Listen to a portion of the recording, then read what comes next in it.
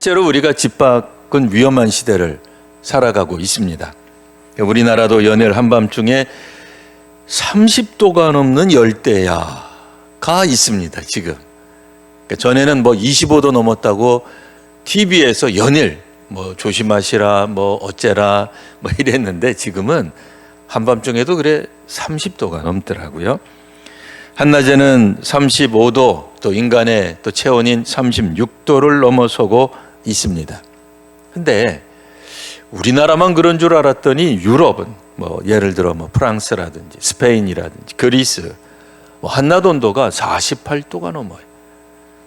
우리도 지금 36도, 37도 때문에 세상에 이런 우리나라가 이거 큰일 났다. 열대 이거 우리가 동남아 날씨처럼 완전히 바뀌어서 이거 큰일 났다 그러는데 유럽의 일부 지역이긴 합니다만 40도가 아니고요. 45도 그 이상 넘어가서 오죽하면 관광지인데 관에서 정부에서 관광객들은 밖으로 돌아다니지 마십시오라고 안내문까지 보냈다는 거 아닙니까?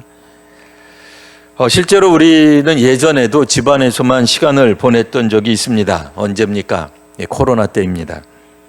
이때 배달 문화가 급속히 어차피 한국은 인플라가 이미 있긴 했었습니다만 엄청나게 발달했죠. 이거는 우리나라뿐 아니라 전 세계가 마치 이런 용어는 없습니다만 K 배달 이런 것을 배워가는 것처럼 어쨌든 이거는 전 세계적으로 갑자기 배달 문화가 늘어났어요.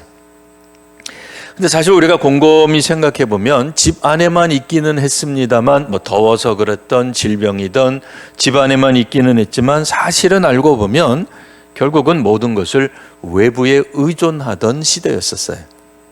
그런데도 우리는 무슨 생각을 했냐면 집 안에서만 있어도 되는구나 착각하는 거죠. 사실은 밖에서 다 우리를 도와주고 있는 건데 그 생각은 못하고 그냥 내 세계관 그리고 내 세계, 내 집, 내가 있는 그 영역에 그냥 메어가지고는 그게 어느 순간 세상의 전부가 되어버렸어요. 사실 이 기온이 이상 기온이 있고 코로나 같은 전 세계적인 팬데믹 사건 같은 것들이 왜 일어나겠습니까? 이런 것들은 병든 사회라고 하는 거죠. 지구가 아프다라고 하는 것을 말해주고 있습니다. 그러니 집 안에만 혹은 자기가 설정한 어떤 테두리 안에만 갇혀 있는 사람들은 혹 이렇게 오해할 수 있어요. 뭐라고요? 야, 집 안은 안전해. 집 밖은 위험한 거야. 집 밖은 안전하지 않아. 이게 맞기도 한데 잘못 적용되면 어떻게 되겠습니까? 이게 이제 우리의 사실은 사회가 아프고 세상이 아프고 자연이 아픈 건데 지구가 아픈 건데 내가 아픈 사람이 되게 되면 어떤 생각에 빠지게 되면 나는 정당해, 나는 옳은 길 가고 있어. 그러면 누가 틀리다는 거예요? 다른 사람은. 나 말고 다른 사람은 다 비열해, 다 잘못된 거야. 이렇게 생각할 여지가 있다는 거예요. 이게 잘못된 마음, 또 우리가 병든 마음이 되어서 내가 가지고 있는 세상이 전부라고 생각하게 되면 자신이 세상의 중심이 되어버려요. 세상이 나를 중심으로 운영된다고 믿는 거예요. 그래서 뭐든 그냥 버튼 하나로 해결하려고 하고 남이 다 처리해 줄 믿어버리는 그런 이상한 세계관에 빠지게 될 수 있습니다. 이게 이제 종교적으로도 그렇게 될 가능성이 있다는 걸 오늘 본문이 보여주고 있어요. 종교를 그 사람이 목표로 삼지 않고 수단이나 도구로 생각하게 되면 오늘 본문에 나와 있는 것 같은 모습이 나옵니다. 13절입니다. 무리 중에 한 사람이 이르되, 무리 중에 있었어요. 예수님 따르는 무리 중에 있었다는 얘기죠. 물론 어떤 사람들은 그냥 평상시 무리, 그냥 길거리 지나가다 아무나, 근데 아무나라고 하기에는 무리라고는 얘기하지 않죠. 그러니까 적어도 이 사람은 겉으로 보기에는 예수 믿는 사람, 예수 따르는 사람이 예수님께서 시작하신 하나님 나라 운동에 동참하는 것처럼 보였던 무리 중 한 사람이 말을 하기를, 선생님, 내 형을 명하여 유산을 나와 나누게 해 주십시오.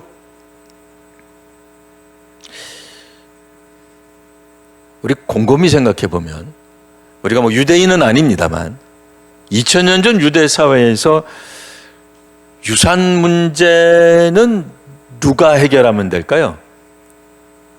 자기가 하면 돼요. 자기가 형한테 가서 형, 왜 안 주는 거야? 그러든지, 안 되면 뭐 사법부 도움을 받든지 그러면 돼요. 근데 뭘 이걸 예수님한테 부탁을 해요?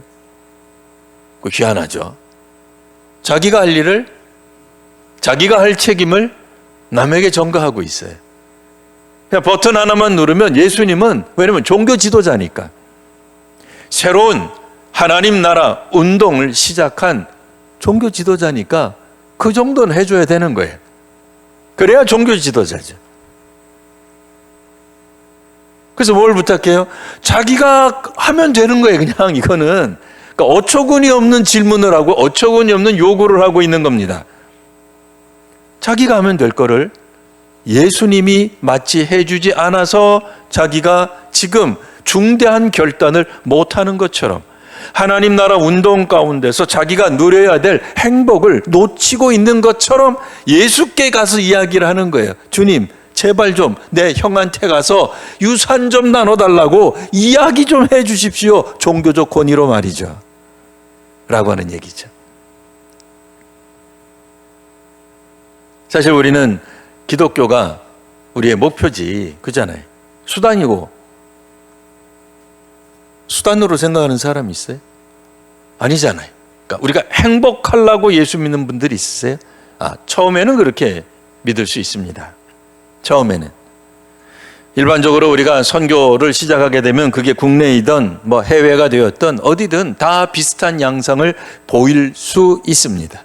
즉, 믿지 않았던 사람들이 기독교에 대해, 교회에 대해, 신앙에 대해, 기독교 신앙에 대해 관심을 갖게 되는 계기는 그들이 세계에 흩어져 있는 수많은 종교들에 대한 종교적 탐구로 최종적 결론으로 기독교가 그나마 나은 종교인 것 같아서 귀의하겠다고 하는 게 아닙니다. 뭐 우리 중에 모태신앙이신 분들은 이런 감정을 잘 못 느끼실 거예요. 하지만 본인이 처음으로 예수 믿은 1세대 그리스도인이다 라고 하는 분들은 언뜻 기억나실 거예요. 우리가 교회 가는 이유, 안 믿었을 때 교회 가는 이유가 뭐겠어요? 친구 따라가는 거예요. 근데 그 친구가 뭐라 그럴까요? 남자, 고등학생. 가면 복음이 있어, 구원이 있어. 그럼 제 마음이 동할까요? 어떠세요? 그래, 내 짝꿍이 이야기하는 그 하나님 나라, 예수께서 나를 위해 십자가 보일, 믿어봐야지. 아니, 안 믿는 고등학생이에요. 그러면 그래, 이거야 하고 가겠어요? 다들 아닌 것처럼 지금 눈동자를 저로 터보고 계십니다. 자, 그럼 어떻게 해야 이 친구를 단 한 번에 우리 교회로 나오게 할 수 있을까요? 뭐예요? 성도님들 생각한 그거 맞습니다. 맞아요. 우리 교회 오면 예쁜 여자가 있어요. 목사님이 너무 그 교회를 쌍스럽게 말하는 거 아닌가라고 오해하지 마십시오. 네. 아니, 일단 믿지 않는 청소년, 네. 그들에게 있어서는 거기 가면 이쁜 애들 많아. 그럼 가는 거예요. 뭐 복잡하게 생각해. 복잡하게 생각 안 해요. 나 안 믿는 이 동네에서 점포, 회사 혹은 뭐 가게 운영하려고 이번에 점포 낸 사장입니다. 누가 와서 전도를 했어요. 우리 교회에 정말 목사님 말씀 좋아요. 기가 막혀. 근데 그 전도를 여러 교회에서 받았어요. 한 교회는 10,000명이 모인, 한 교회는 100명도 안 모인다. 어느 교회 갈까요? 이게 너무 세속적입니까?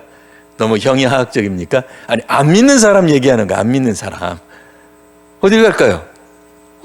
기왕이면 10,000명 모인다는 그 교회 가야죠. 예? 그 교회 가면은 목사님이 이렇게 광고를 해준대요. 새 신자가 왔습니다. 요 앞에 슈퍼입니다. 여러분, 슈퍼 갈 때는 어디 슈퍼? 땡땡 슈퍼. 이번에 등록한 아무개 땡땡 슈퍼. 여러분, 이번에 새 신자 등록했습니다. 미용실 원장이랍니다. 여러분, 앞으로 우리 교회 교인들은 미용실 갈 때마다 어디 미용실? 네모 미용실 실. 그게 사악하고 나쁜 건 아니잖아요. 근데 그런 것들이 유인 요소가 된단 말이에요. 예. 저는 그거를 악하다, 그렇게 생각하지는 않습니다. 믿지 않는 사람들에게 있어서 그게 유인 요소가 되는 거예요. 오늘 성경 가만히 읽어보시면 이분이 하나님 나라 운동에 동참함에 있어서 무슨 생각을 했는지를 언뜻 살펴볼 수 있는 힌트들이 나옵니다. 그게 뭐예요?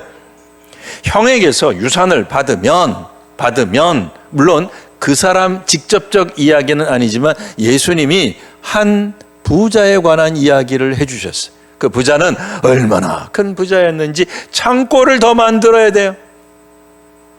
그래서 내가 그 돈 가지고 우리식으로 말하면, 현대식으로 그냥 재해석하겠습니다. 성도 여러분, 이제 60이 되시고 70이 넘어가는데 노후 대책 마련하셨어요? 어떠세요? 그래도 한국에는 그래도 옛날식 표현으로는 노령연금을 줘서 얼마나 고마운지 몰라요. 연금 하나 안 냈어도 어쨌든 정부가 결단해서 노령연금 주니까 옛날에 저희 어머니도 얼마나 기뻐했는지 몰라요. 카드 받아놓고서 아들아, 이제부터는 내가 전철 무료로 탄단다. 얼마나 행복해 하셨는지. 그래서 언젠간 한번 20만 원을 받으셨다고 기뻐하셨어요. 그래서 제가 그랬죠. 어머니, 거기서 11조 내세요? 내야 되는 거야. 그다음부터 내시더라고요. 공돈이 됐든 뭐가 됐든, 그래도 정부가 어느 정도 배려해주는 그런 시대가 되었어요. 그러나 그거 가지고 충분합니까? 아니죠. 부족해요. 그래서 우리는 무슨 생각합니까? 여러 가지 국민연금이나 여러 가지 제도들이 지금 많이 발달되어 있습니다.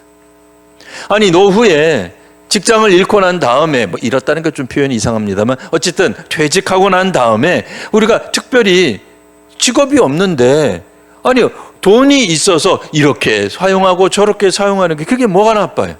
행복하잖아요. 오늘 저는 행복이라는 관점에서 봤습니다. 그러니까 이 사람 누군지는 모르죠. 무리 중에 한 사람이 선생님, 내 형에게 말해서 유산을 좀 나눠주게 해달라고 말한 그 사람은 우리 주님 따르며 하나님 나라 운동에 동참하는데 뭐가 제일 걸렸던 거예요? 돈이 제일 마음에 걸렸던 거예요. 저 예수님 저렇게 따라다니다가는 시체말로 쪽박차게 생겼어요.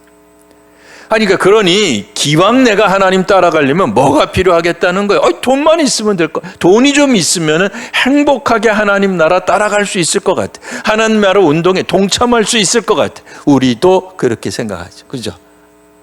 그잖아요. 돈만 해결되면, 재정만 풍부하면 뭐가 걱정이에요?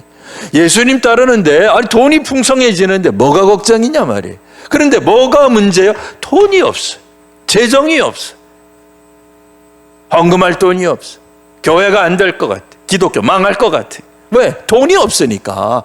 재정이 없는데 무슨 하나님 나라 운동이 희망이 있겠냐 말이에요.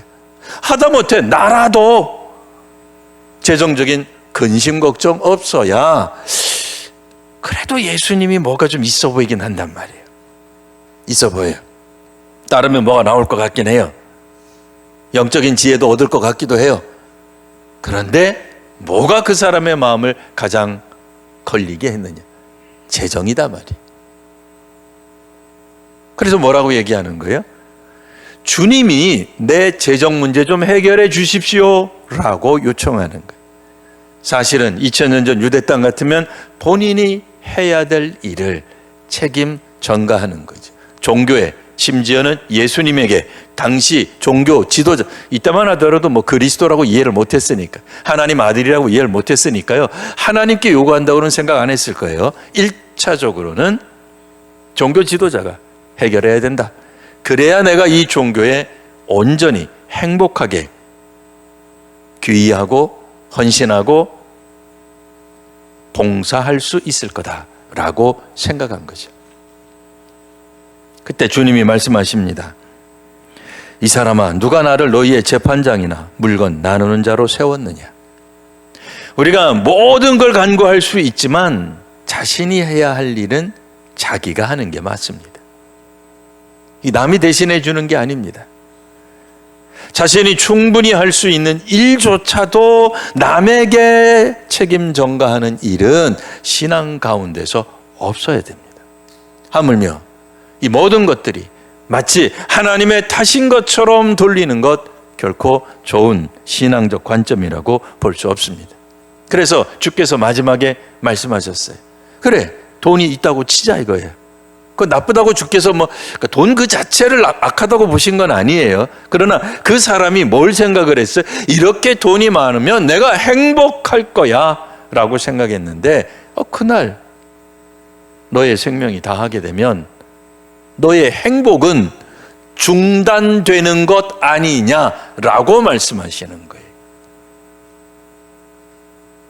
우리는 종교가 우리의 목표여야 돼. 하나님이 우리의 목표여야 돼. 그러면 가난해져도, 지금보다 재정이 없어도, 혹 반대로 재정이 좀 더 풍성해진다고 해서 교만해질 이유가 없어요. 떵떵거리면서 이야기할 이유가 없어요. 재정이 좀 나빠졌다고 해가지고 이거 다 남 탓으로 돌리고, 이거 예수님이 내 형한테 이야기 안 해서 내가 이 모양 이 꼴 난 겁니다. 우리 공동체 보세요. 당장 굶어 죽지 않게 된 거 아닙니까? 그렇게 말하는지 몰라요. 그러니까 우리의 목표가 어디가 있느냐가 정말 중요해요. 자기의 행복한 삶입니까?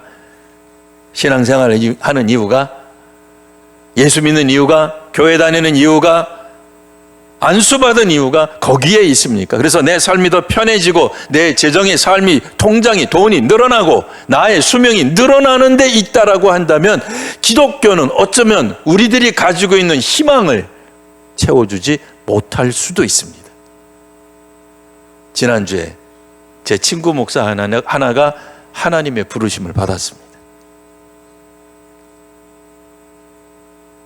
40여 년 동안 사귀었던, 교제했던 우리 동기 친구인데, 그렇게 생각하면 허망하죠. 요즘 남자가 60 조금 넘어서 죽는 게 자연스러운 거 아니잖아요. 불쌍하다고 보잖아요. 천수를 누렸다고 생각 못 하잖아요. 근데 그 사람이 목사예요. 그럼 그런 목사가 목회하는 교인들은 은혜도 못 받고, 하나님 은총도 없고, 축복도 못 받고, 하나님께 버림받고, 그 목사가 게으르고, 그 목사가 하나님 앞에서 부정 타서 일찍 죽은 겁니까?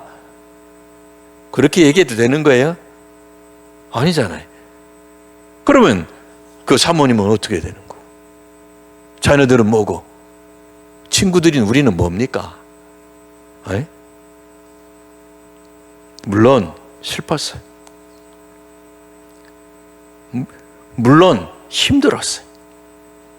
하지만 그 누구도 애석하다, 불행하다, 하나님의 저주를 받았다, 지가 한 행동 때문에 지가 책임지고 죽어도 싸다, 이런 식의 생각 아무도 한 사람 없습니다. 우리의 목표가 만일 장수하는 것이고 부요하게 되는 것이고 풍성해지는 것에만 있다면 우리의 믿음은 헛것이 될 가능성이 많습니다. 그럼 어떤 걸 찾아야 되겠어요? 아니, 돈을 추구해야죠. 어떻게 하든 돈을 마련해야죠.